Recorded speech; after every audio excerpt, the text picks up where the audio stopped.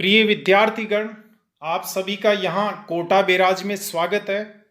चंबल नदी जवाहर सागर बांध से आगे बढ़ते हुए कोटा शहर पहुँचती है और कोटा शहर के में ही इस पर एक बैराज बनाया गया है जिसे कोटा बैराज के नाम से जाना जाता है।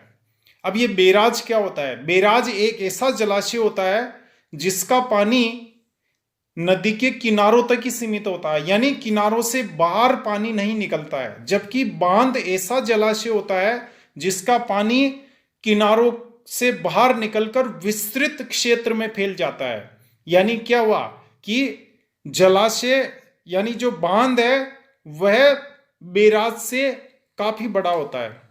अब यहां अगर कोटा में बांध बनाते तो बांध बनाने का मतलब होता है किनारों से बाहर पानी निकल जाना। तो ये पानी बाहर निकलकर कोटा शहर को अपनी चपेट में ले लेता, यानी कोटा पूरा आज पानी में डूबा हुआ होता अगर यहाँ बैराज न बनाकर बांध बना देते। इसलिए यहाँ केवल बैराज बनाया गया है। और बैराज का वैसे हिंदी शब्द होता है आड़। आड़ का मतलब होता है, जैसे बोलचाल की भाषा में कहते हैं ना कि ये हमारे काम में आड़ फंसा रहा है। अवरोध जो होता है उसको आड़ कहते हैं या बैराज कहते हैं। तो कोटा में बैराज बनाया गया है। अब बनाने का उद्देश्य क्या रहा जब बांध बनाए नहीं? तो देखो यहां क्या है कि बांध क्यों बनाया जाता है और बैराज क्यों बनाया जाता है ये भी समझ लें आप। बांध इसलिए बनाया जाता है कि वहां काफी ऊंचाई से नीचे पानी गिराना होता है। पर्पज क्या होता है? पर्पज होता है बिजली उत्पादन करना। बिजली पैदा करने के लिए पानी को काफी ऊंचाई से गिराना पड़ता है। जबकि जो बैराज होता है वहां पानी इतना ऊंचाई से नहीं गिरता जितना बांध से गिरता है। इसलिए बैराज में बिजली का उत्पादन नहीं किया जाता है। अभी आप देखेंगे कोटा में जो कोटा बैराज बना है वहां पर बिजली उत्पादन की कोई यूनिट नहीं लगी हुई है। वहां विद्युत हाइड्रो पावर या हाइड्रो इलेक्ट्रिक स्टेशन नहीं है। यहाँ जल विद्युत ग्रह नहीं बना है। जबकि हमने जो गांधी सागर बांध देखा या जैसा कि राणा प्रताप सागर देखा, जवाहर सागर देखा, इन तीनों बांधों में विद्युत उत्पादन का काम भी किया जा रहा था। जबकि कोटा बैराज में नहीं किया जाता क्योंकि कोटा बैराज की ऊंचाई कम है और जहां पानी कम ऊंचाई से गिरेगा तो वहां बिजली नहीं पैदा की जा सकती। इसलिए यहां बिजली का उत्पादन नहीं किया जाता, जबकि पिछले तीनों बांधों पर बिजली का उत्पादन किया जाता है। अब सवाल ये उत्पन्न होता है कि यहां कहां कोटा में फिर बैराज बनाने का पर्पज क्या रहा? पर्पज ये रहा कि जो पानी पीछे के जो 3 बांधों से होकर आ रहा है उस पानी से 3 जगह बिजली उत्पादन का कार्य किया जा रहा है। गांधी सागर, राणा प्रताप सागर, जवाहर सागर, 3 जगह एक ही पानी से 3 बार बिजली पैदा की जा रही है और चौथी बार उस पानी को सिंचाई के काम में लिया जा रहा है। तो सिंचाई के काम में लेने के लिए बैराज बनाया गया। यानी कोटा बैराज बनाने का उद्देश्य क्या रहा कि जो चंबल का पानी आ रहा है तीनों बांधों से गुजरता हुआ उसको अंततः या अंतिम रूप से सिंचाई के कार्य में लेने के लिए इस बैराज का निर्माण किया गया है। इस हेतु इस बैराज के दोनों तरफ 2 नहरें बनाई गई है। 2 नहरें यहां से निकाली गई है और बैराज बनाने का उद्देश्य एकमात्र यही था कि यहां से नहरें निकालकर नहरों के माध्यम से इन बांधों के पानी को सिंचाई के उपयोग में लिया जाए।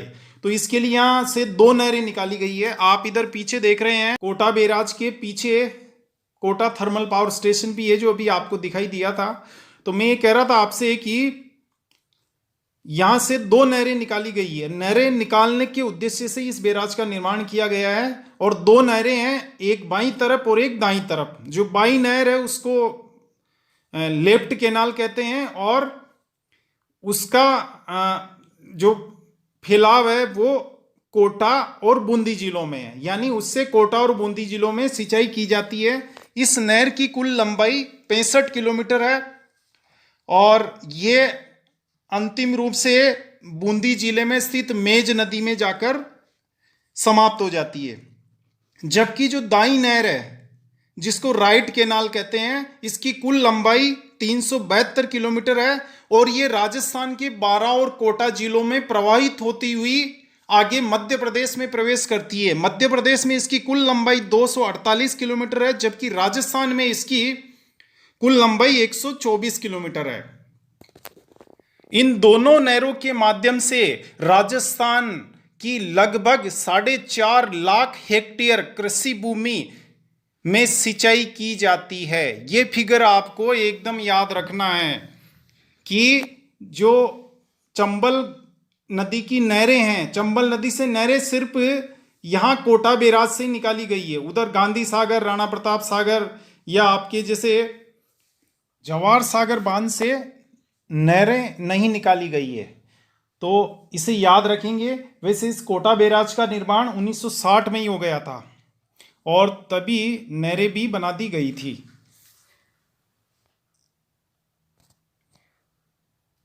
इसी कोटा बैराज के पीछे आपको इस लाल गोले में ये 4 चिमनियां दिखाई दे रही है। ये Kota super thermal power station है, जहां पर कोयले से बिजली बनाई जाती है। और राजस्थान में कोयले से बिजली बनाने का पहला प्लांट या पहला संयंत्र यहीं पर ही लगाया गया था। इसे कहते हैं Kota super thermal power station, Kota super तापीय विद्युत गृह, KSTPS। इसकी स्थापना 1983 में की गई थी और यहां पर कोयले से बिजली बनाई जाती है। अब तक हमने चंबल नदी के बांध देखे, गांधी सागर, राणा प्रताप सागर, जवाहर सागर, उन सभी जगह बिजली का उत्पादन पानी से किया जा रहा था, इसलिए उसको जल विद्युत कहते थे। यहां कोयले से बिजली बनाई जा रही है, इसलिए इसको ताप विद्युत कहते हैं, थर्मल पावर। और इसकी जो क्षमता है वो है 1240 मेगावाट और यहां कुल 7 यूनिट्स लगी हुई है, यानी 7 इकाइयां संचालित है, या यूं कह सकते हैं कि 7 जनरेटर लगे हुए हैं विद्युत उत्पादन के लिए। और बहुत बड़ी क्षमता का ये विद्युत उत्पादन गृह है। इस जो विद्युत गृह का निर्माण राजस्थान सरकार द्वारा किया गया है और इसका जो संचालन है वर्तमान में राजस्थान सरकार करती है। राजस्थान सरकार का एक निगम, राजस्थान विद्युत उत्पादन निगम लिमिटेड द्वारा इसका नियंत्रण और संचालन किया जाता है। अब यहां पर आपको एग्जामिनेशन पॉइंट ऑफ व्यू से ये याद रखना है कि Kota super thermal power station या कोटा सुपर तापीय विद्युत गृह चंबल नदी के किनारे स्थित है या कोटा बैराज के किनारे स्थित है।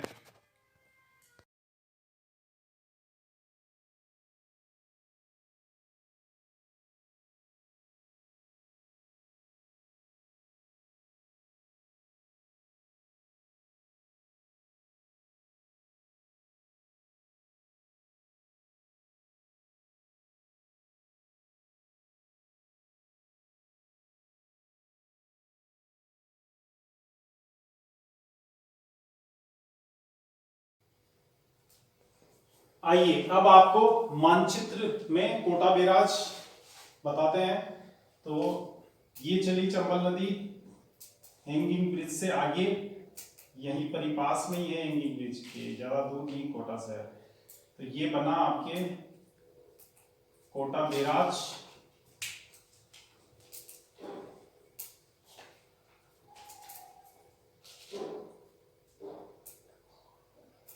ये हो गया कोटा बैराज।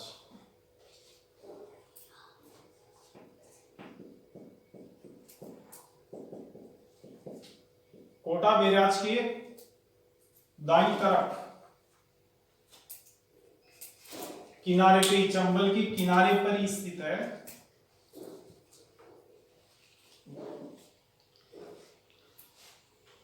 यहां चंबल के किनारे पे स्थित है Kota thermal super thermal power station, Kota super thermal power station KSTPS। और अब हम आपको यहां एक फैक्ट बताना चाहते हैं जो आपको याद रखना है और वह है, कई बार एग्जाम में पूछा गया है, आरएएस के मेन एग्जामिनेशन में आया हुआ क्वेश्चन, चंबल घाटी परियोजना। चंबल घाटी परियोजना आरएएस एग्जामिनेशन में पूछा हुआ क्वेश्चन है, चंबल वैली प्रोजेक्ट। इसका मतलब क्या है? देखो, इसका मतलब है, यानी इसमें क्या क्या सम्मिलित है? गांधी सागर बांध,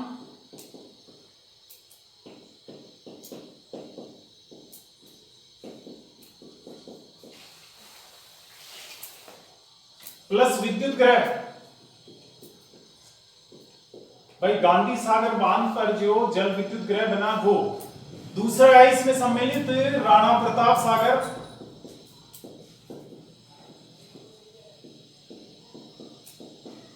बांध प्लस विद्युत ग्रह। फिर तीसरा है इसमें जवाहर सागर बांध प्लस विद्युत ग्रह और कोटा बैराज।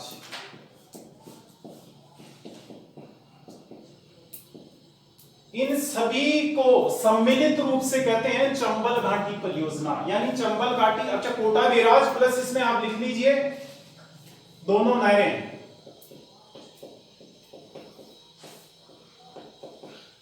दोनों नहरें, कोटा बैराज प्लस दोनों नहरें, इन सभी को सम्मिलित रूप से कहते हैं चंबल घाटी परियोजना। यानी चंबल घाटी परियोजना में ये सम्मिलित है। गांधी सागर बांध को भी चंबल घाटी परियोजना में लेंगे, राणा प्रताप सागर को लेंगे, जवाहर सागर को लेंगे, कोटा बैराज प्लस दोनों जो नहरें, लेफ्ट कैनाल राइट कैनाल, उनको लेंगे।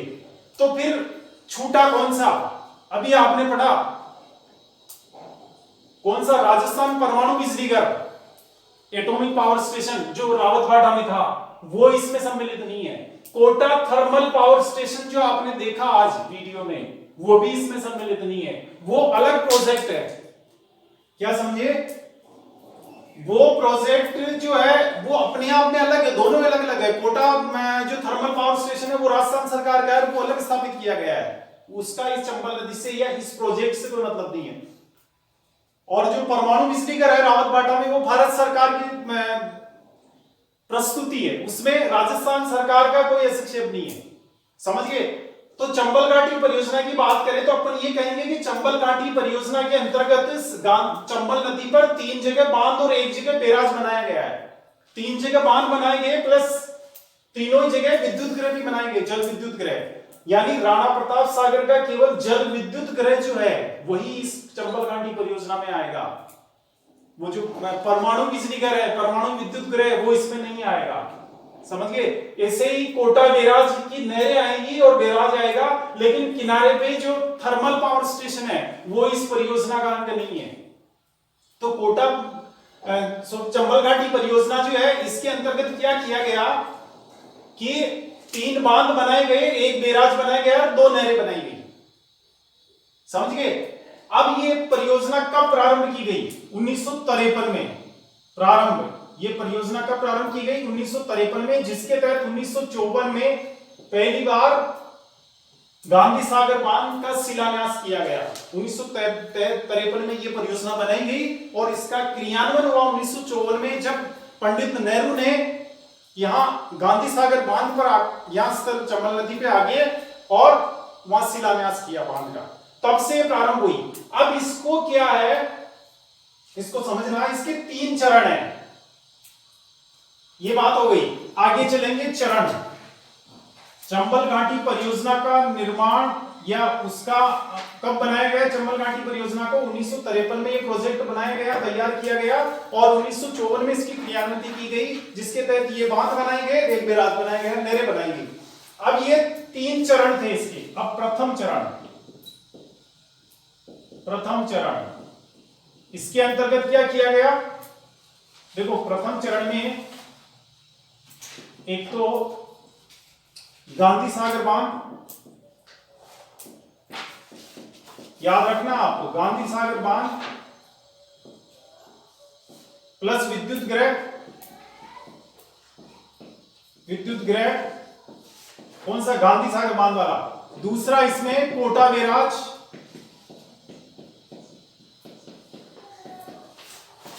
प्लस नहरें। प्रथम चरण में फर्स्ट फेज में ये काम हुआ। कोटा जो चंबल घाटी परियोजना है उसके अंतर्गत पहला चरण जो हुआ उसके अंतर्गत 1959 में तो बन गया हुआ गांधी सागर बांध तैयार, 1960 में ये कोटा बैराज और इसकी नहरें बनकर तैयार हो गई। समझ गए? तो पहला चरण। फिर दूसरे चरण में क्या किया गया? तो दूसरे चरण में द्वितीय चरण क्या क्या आएगा दूसरे चरण में? राणा प्रताप सागर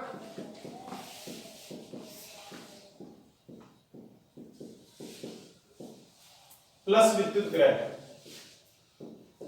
यानी ये जो राणा प्रताप सागर बांध है इस पर जो हाइड्रो पावर स्टेशन बना हुआ है, बिजली घर बना हुआ है, वो इस चंबल घाटी परियोजना के सेकंड फेज का भाग है या द्वितीय चरण का अंग है।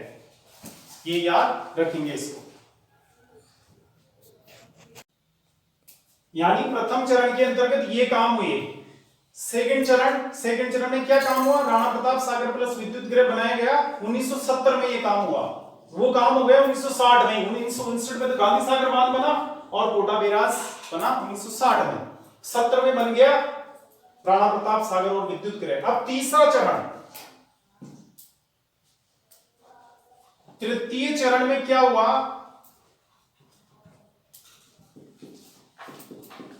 अब कौन सा बचा आगे? जवाहर सागर बांध। जवाहर सागर बांध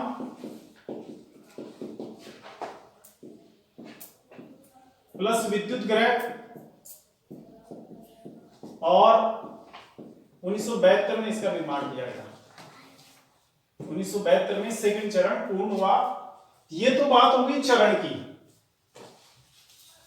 अब आपको यह जानना है कि चंबल घाटी परियोजना का जो निर्माण किया गया है, परियोजना का मतलब हो गया ये सब चीजें बनाना, इतने बांध बनाना, बैराज बनाना, नहरें बनाना, विद्युत गृह बनाना।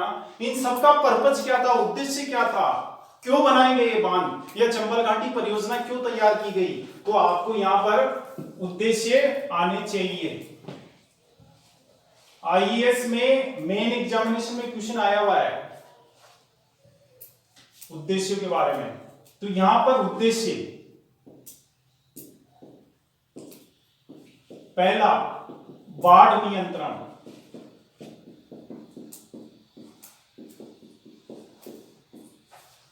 क्या था? यानी जब ये बांध नहीं बने था ना 60 से 59 से पहले की स्थिति क्या थी? हर साल चंबल नदी में कुछ समय के लिए बहुत अधिक पानी आ जाया करता था। जैसे अगस्त में सितंबर में अभी आता है ना जब गेट खोलते हैं, तो बहुत अधिक पानी आता था। वो इतनी तबाही मचाता था कि कई गांव पानी में बह जाते थे। एक तो समस्या बाढ़ की थी। अभी आप देखते हैं जैसे ब्रह्मपुत्र नदी तहलका मचा देती है, अभी जैसे असम में हुआ या अरुणाचल प्रदेश में। अभी आप हर साल वर्षा काल में अखबारों में पढ़ते होंगे, टीवी में देखते होंगे कि बिहार में, असम में लाखों लोग बेघर हो जाते हैं, मकान बह जाते हैं लोगों के, पशु बह जाते हैं, इंसान ही मर जाते हैं, बह जाते हैं, मकान टूट जाते हैं। तो ये जो स्थिति है वो क्यों है कि नदियां कुछ समय के लिए बहुत ही अधिक पानी ले आती है अपने साथ। वो पानी किनारों को तोड़कर बाहर निकल जाता है और आबादी इलाके में जनधन को हानि पहुंचाता है। तो यही स्थिति 1960 से पहले इस चंबल इलाके की थी। जैसे आज बिहार की खबर छप रही है वैसे चंबल इलाके की खबरें छपती थी अखबारों में कि आज चंबल नदी ने इतने गांव बहा दिए, 5 लाख लोग बेघर हो गए। ऐसी खबरें, ऐसी भयावह खबरें अखबारों में आती थी जैसे आज अपने को बिहार की, असम की सुनने को मिलती है। तो यहां पर ये चंबल नदी हर साल तबाही लेके आती थी। तबाही का मतलब क्या हुआ कि कुछ समय के लिए नदी में बहुत अधिक पानी आ जाना, 10 दिन 15 दिन ऐसी स्थिति पैदा होती है, बहुत ही ज्यादा पानी आ जाता है। तो किनारों से बाहर निकलकर, जैसे मान लो कोटा शहर नजदीक बसा तो कोटा को बाहर के ले जाएगी, ऐसी स्थिति थी। तो एक उद्देश्य क्या था इसका? बाढ़ पर नियंत्रण करना। अब बाढ़ पर नियंत्रण कैसे हुआ? बांध बने तो जो पानी आया उसको रोक लिया गया बांध में, और जितनी आगे कैपेसिटी है उतना ही छोड़ा गया। समझे आप? जितनी आगे भाई एक्सेस जो पानी आया ना उस पानी को इकट्ठा कर लिया गया, उसको बहने नहीं दिया गया। फिर धीरे धीरे बाहर में साल भर बहाते रहते हैं। कैसे कि जैसे जल विद्युत का उत्पादन कर रहे हैं तो पानी छोड़ना ही पड़ता है।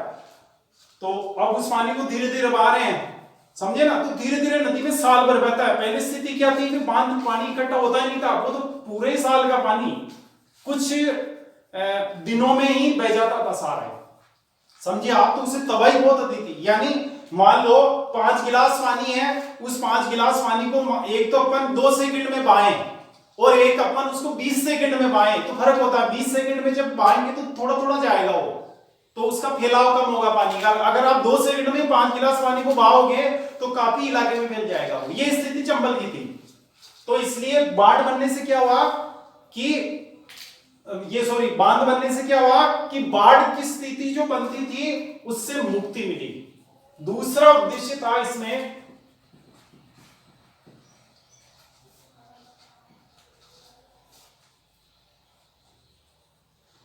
सिंचाई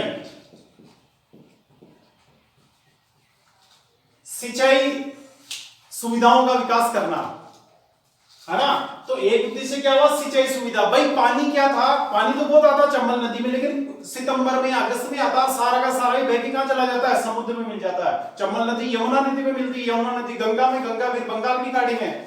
तो पानी आता तो है, कोटा में ऊपर निकल तो रहा है, लेकिन कोटा के लोग उस पानी को इस्तेमाल नहीं कर पा रहे हैं। बूंदी के किसान देखते हैं कि अगस्त और सितंबर में खूब पानी निकल रहा चंबल में, लेकिन उनके खेतों की जब जरूरत पड़ती है मार्च में, फरवरी में,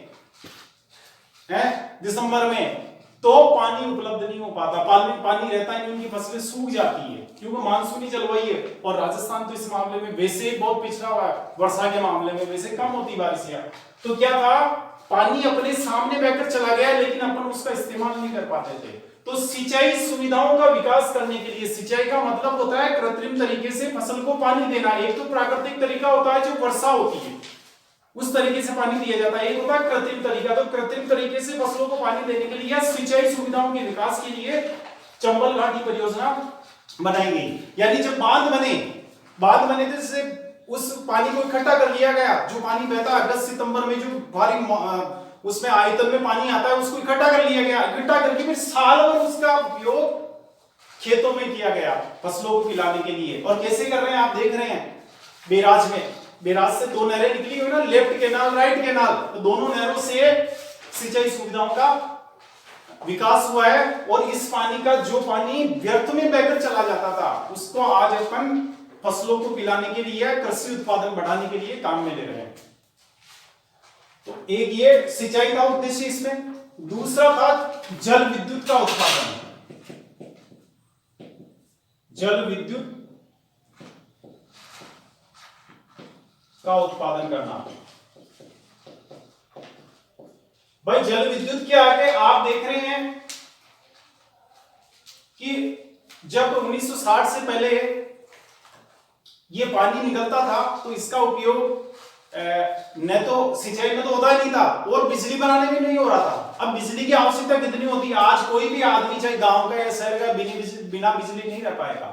आज आपके घर में बिजली आ रही है, तो उसमें इस चंबल घाटी परियोजना का बहुत बड़ा योगदान है। अगर गांधी सागर बांध या राणा प्रताप सागर बांध या जवाहर सागर बांध की जो हाइड्रो पावर स्टेशन बने हुए हैं, जल विद्युत गृह बने हुए हैं, अगर उनमें विद्युत ठप हो जाती है, तो आपकी अगर यहाँ घर में पहले आपके गांव में 5 घंटे कटौती होती थी ना, तो सरकार 8 घंटे करना शुरू कर देगी। तो क्या करें कि चंबल घाटी परियोजना में जो बांध बने हैं चंबल नदी पर, उनमें विद्युत उत्पादन नहीं हो रहा। कई बार ऐसी स्थिति होती है, बांध में पानी कम हो जाता है, पानी नहीं रहता, तो विद्युत उत्पादन भी ठप हो जाता है। तो उससे इसका इफेक्ट सीधा पड़ता है ना घरों में। पहले 5 घंटे कटौती होती थी, अब 8 घंटे हो रही। किसानों को पहले सरकार 8 घंटे लाइट दे रही थी, अब 4 घंटे दे रही। कारण क्या बताया कि सब चंबल में पानी नहीं रहा इस साल।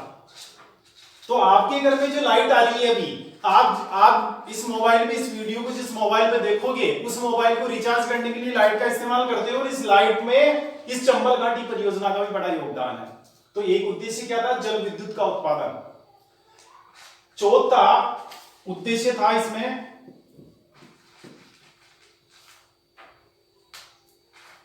मृदा अपरदन को रोकना। मृदा अपरदन या भूमि के कटाव को रोकना। अपरदन का मतलब समझते हैं, को रोकना। मृदा अपरदन को रोकना। मृदा अपरदन का मतलब होता है मिट्टी का कट के चला जाना।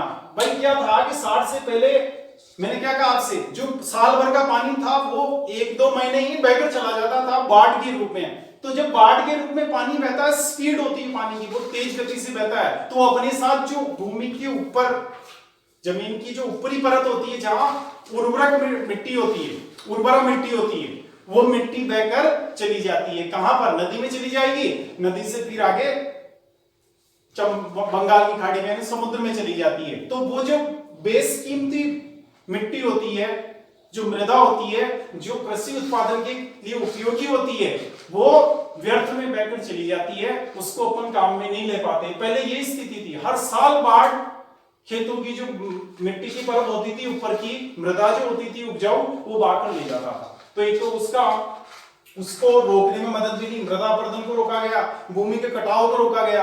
मृदा अपरदन और भूमि का कटाव लगभग सेम ही है। भूमि भाई जमीन क्या है, जो जहां कमजोर मिट्टी होगी ना, एक तो ठोस मिट्टी होती है, एक कमजोर होती है, तो वो क्या, थोड़ा सा पानी आते ही उसके साथ बहकर चली जाती है। इसीलिए तो अभी चंबल के बीएड बताएंगे आपको, बीएडओ का निर्माण क्यों हुआ वहां पे, वहां चंबल नदी का कितना रोल रहा है बीएडओ के निर्माण में। तो ये जो चंबल घाटी परियोजना है, इसका एक उद्देश्य था कि भूमि के कटाव को रोका जाए।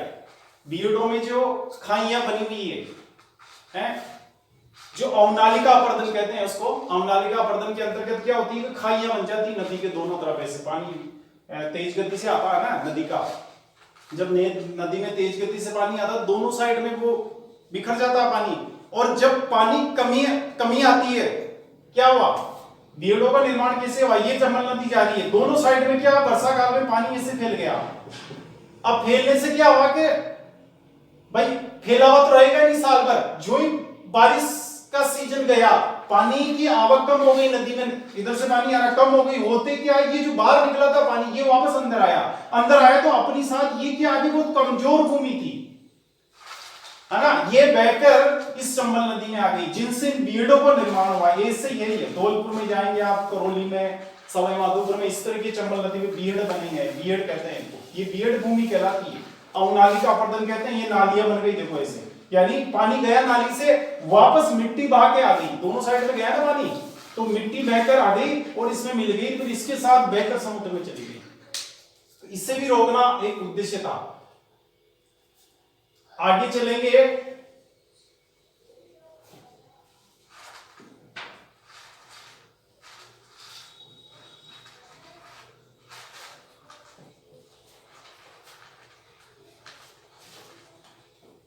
जल विद्युत उत्पादन हो गया, मत्स्य पालन,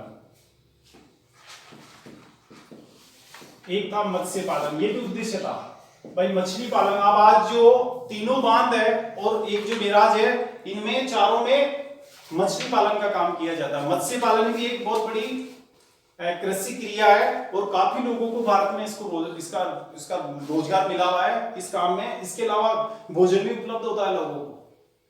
तो भाई जैसे शुरुआती सीजन में अपने क्या आगे, जब देश आजाद हुआ था तो अनाज की कमी थी, आत्मनिर्भर नहीं थे हम अनाज के मामले में, अनाज विदेश से मंगाना पड़ता था। ऐसे में मछलियों का बड़ा योगदान था भोजन में, तो मत्स्य पालन बढ़ा यहाँ चंबल परियोजना की वजह से।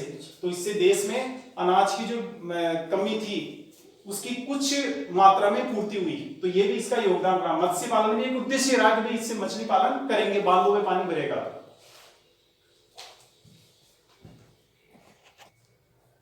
एक है इसमें उद्देश्य पेयजल, पीने के पानी की बड़ी कमी हुआ करती थी, क्योंकि बारिश के सीजन में तो कुओं में पानी हो जाता था, लेकिन जब बारिश का सीजन गया, विशेष रूप से जो गर्मी का मौसम आता था अप्रैल मई जून, तो राजस्थान में आज भी पानी की कमी हो जाती है। तो उस समय क्या होता है, सरकार को काफी पैसा खर्च करना पड़ता है, टैंकरों से पानी पहुंचाना है, हैंडपंप खुदवाना है और व्यवस्था करनी है। तो पेयजल की किल्लत बड़ी थी, तो उसके लिए क्या किया गया भाई, जब बांध बनेंगे तो इन बांधों से पीने का पानी उपलब्ध कराएंगे। अभी जैसे आप देखते हैं कोटा बैराज से कोटा शहर को पेयजल उपलब्ध कराया जा रहा है, वरना इतने बड़े शहर को पानी कहां से पिलाते। देखते ये योगदान रहा इसका। और एक वृक्षारोपण, मतलब ये उद्देश्य रहे इसके, ये पर्पस थे परियोजना क्यों बनाई गई। मत्स्य पालन करना भी, मछली पालन करेंगे, पेयजल यानी पेयजल उपलब्ध कराएंगे, वृक्षारोपण यानी दोनों, जब पानी भरेगा तो पेड़ उगेंगे, पानी होता है तो जहां पेड़ भी उगते स्वतः ही उग जाते हैं, प्राकृतिक रूप से आप बांध देखेंगे कितनी हरियाली है। अभी देखिए आपने वीडियो में, चाहे गांधी सागर को देखा आपने, इधर जवाहर सागर को देखा, कितनी हरियाली थी, क्योंकि साल भर पानी भरा रहता है। तो वृक्षारोपण या नहरें निकली है तो नहरों के भी दोनों तरफ वृक्षारोपण का काम किया गया, पेड़ उगाए गए, तो उससे हरियाली बढ़ी है। भाई हरियाली तो बढ़ानी है ना, देश में 33.33% तो वो करने है ना जंगल, टोटल भूमि का 1/3 जो भाग है उस पर क्या करना है, वन लगाने हैं। इतना वन होना चाहिए भारत में यहां पर पारिस्थितिकी संतुलन बनाए रखने के लिए, तो उसके लिए वृक्षारोपण जरूरी है। तो वृक्षारोपण भी एक पर्पस था इसका, चंबल घाटी परियोजना का। अब अपने को ये जानना है कि ये तो पर्पस थे, अब इसने क्या योगदान दिया, मतलब इसकी उपलब्धि क्या रही, उपलब्धियां, अचीवमेंट्स। भाई आप पर्पस तो बड़े बड़े बना लोगे हैं, सपने तो बहुत बड़े देख लोगे, लेकिन वो पूरे कितने हुए हैं, सपनों की सार्थकता इसमें है कि कितने पूरे हुए हो। यानी उद्देश्य तो कई बना लिए अपने, लेकिन उनमें से कुछ पूरे भी हुए हैं, प्राप्ति हुए हैं, नहीं हुए हैं। तो इसमें यानी ये देखेंगे कि उपलब्धियां क्या रही, यानी आज की तारीख में चंबल घाटी परियोजना का क्या फायदा है अपने को, राजस्थान को विशेष रूप से। तो यहां मैं राजस्थान की बात कर रहा हूं, तो इसमें देखो सिंचाई के मामले में ये स्थिति है कि आज राजस्थान की 4.5 लाख हेक्टेयर, हेक्टेयर मतलब आप समझते हैं ना, हेक्टेयर का मतलब होता है 1 हेक्टेयर में लगभग 6.25 बीघा होता है। 6.25 बीघा जमीन को 1 हेक्टेयर कहते हैं, समझ गया। तो हेक्टेयर का मतलब हो गया, 1 हेक्टेयर का मतलब 6.25 बीघा, तो आप इससे कर लो मल्टीप्लाई 4.5 लाख को, तो करीब ये मान लो 30 लाख के आसपास, 30 लाख बीघा जमीन पर पिलाई की जाए, मतलब फसलों को, पर खड़ी फसलों को भी पानी पिलाया जा रहा है। यानी सिंचाई की जो सुविधा है वो कितने हेक्टेयर जमीन पर है, 4.5 लाख हेक्टेयर जमीन पर। यानी 4.5 लाख हेक्टेयर खेतों को इस चंबल परियोजना की बांधों की वजह से पानी उपलब्ध हो पा रहा है। इस जमीन पर 4.5 लाख हेक्टेयर जमीन पर कृषि उत्पादन में अत्यधिक वृद्धि हुई है। एक नहीं 3 फसलें ले रहे हैं किसान, साल भर नहरों में पानी उपलब्ध रहता है। तो ये अच्छा, ये बात मैं राजस्थान की कर रहा हूं। जिले कौन कौन से हैं, क्लियर हो जाएंगे यहाँ। भाई हमने जहां नहरें बताई वही जिलों, उन्हीं जिलों में ये 4.5 लाख हेक्टेयर कृषि भूमि सम्मिलित की जाती है। कौन कौन से जिले हैं, देखो कोटा है ना, बूंदी और बारां। राजस्थान के ये 3 जिले हैं जिनमें ये 4.5 लाख हेक्टेयर कृषि भूमि स्थित है, और उस भूमि को इस चंबल परियोजना के बांधों से पानी उपलब्ध हो रहा है। जो दोनों नहरें हैं कोटा बैराज से निकली हुई है, लेफ्ट केनाल और राइट केनाल, उससे इस चंबल परियोजना से पानी उपलब्ध हो रहा है। ये बात राजस्थान की कर रहे हैं। इसके अलावा जैसे मध्य प्रदेश में भी गई हुई दाई नहर, तो मध्य प्रदेश में अलग से एरिया उसको, वहां भी भूमि, कृषि भूमि को पानी उपलब्ध हो रहा है। लेकिन चूंकि अपने को राजस्थान पॉइंट ऑफ व्यू से ये तैयार रखना है, तो आपको इतना याद रखना है कि भाई 4.5 लाख हेक्टेयर कृषि भूमि में सिंचाई की सुविधाएं उपलब्ध हो पा रही है इस चंबल घाटी परियोजना से। अब दूसरा है इसमें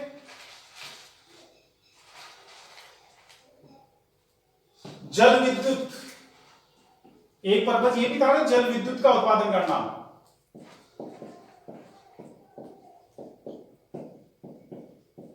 अब आप देखिए कितनी मेगावाट बिजली बन रही है, 386 मेगावाट, तीनों की मिलाकर 99 और 172 और एक 115 थी, तीनों को मिलाकर 386 मेगावाट बिजली का उत्पादन किया जा रहा है। यानी आपके घरों में जो बिजली आ रही है उसमें इस चंबल घाटी परियोजना का बड़ा योगदान है। अगर आज ये तीनों बांध नहीं होते तो आपको अगर 10 घंटे बिजली मिल रही है ना, तो फिर 6 घंटे मिलती या 7 घंटे मिलती।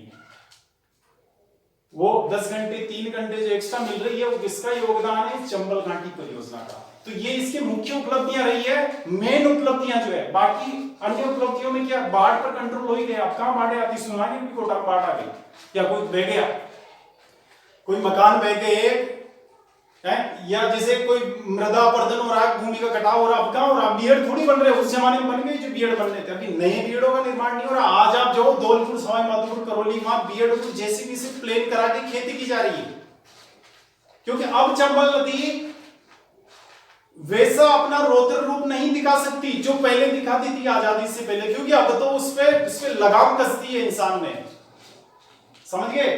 तो वो बाढ़ पर कंट्रोल हो गया, बाढ़ पर नियंत्रण हो गया, और जल विद्युत का उत्पादन हो रहा है, सिंचाई सुविधाओं का विकास हो रहा है। अच्छा, ये जो जल विद्युत मैंने कैपेसिटी बताई ना, इसमें आप ध्यान रखेंगे कि ये 386 मेगावाट में राजस्थान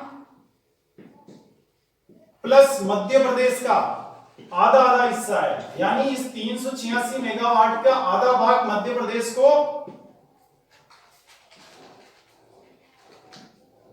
आधा भाग मध्य प्रदेश को और आधा भाग राजस्थान को प्राप्त हो रहा है। का राजस्थान प्लस मध्य प्रदेश का 50% हिस्सा है,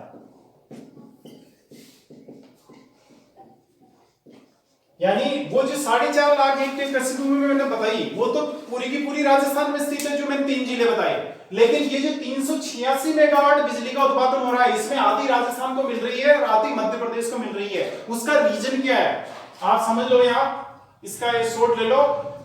उसका रीजन ये रहा है कि ये जो परियोजना है, अब मेन फैक्ट आपको एक बता देते हैं, वो राजस्थान और मध्य प्रदेश की संयुक्त परियोजना है। किसकी? राजस्थान प्लस मध्य प्रदेश की संयुक्त परियोजना।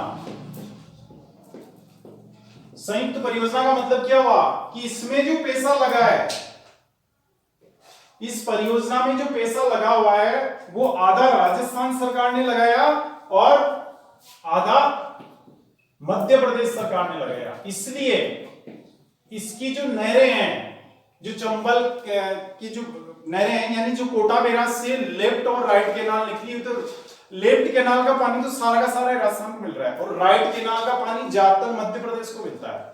तो आप क्या समझिए कि ये राजस्थान और मध्य प्रदेश की संयुक्त परियोजना है, यानी दोनों ने पैसा लगाया है और इसमें जो सिंचाई सुविधाओं का सृजन हुआ है, उस सुविधा में आधा अधिकार मध्य प्रदेश का, आधा राजस्थान का है। यानी सिंचाई के लिए जितना पानी कोटा बैराज से छोड़ा जाता है दोनों नहरों में, उनमें आधा पानी मध्य प्रदेश में जा रहा है, आधा राजस्थान में जा रहा है। और 386 मेगावाट जो बिजली का उत्पादन किया जा रहा है, उसमें आधा हिस्सा राजस्थान को प्राप्त हो रहा है और आधा मध्य प्रदेश को प्राप्त हो रहा है। यानी राजस्थान मध्य प्रदेश की संयुक्त परियोजना हो गई। जो 3 बांध है, जवाहर सागर, राणा प्रताप सागर और आपकी कोटा बैराज, इन पर नियंत्रण राजस्थान सरकार का है। जो गांधी सागर बांध, उस पर नियंत्रण मध्य प्रदेश सरकार का है। उसका मैनेजमेंट मध्य प्रदेश सरकार देखती है, वहां के अफसर, वहां के इंजीनियर देखते हैं उसको, और इनका राजस्थान के इंजीनियर और अफसर देखते हैं।